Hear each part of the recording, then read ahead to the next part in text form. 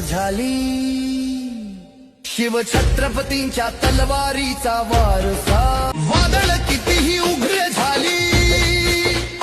तरी छातीवर विश्वासाची ढाल तो लावतो सत्ता नाही सेवा त्याचा धर्म लोकांच्या स्वप्नांनीच तो जग उभारतो जिथं अंधारानं घर केलं तिथं त्याने उजेडाची दारं उघडली आश्वासने नव्हे बदल घडवणारी कर्म हीच त्याच्या नेतृत्वाची खरी ओळख झाली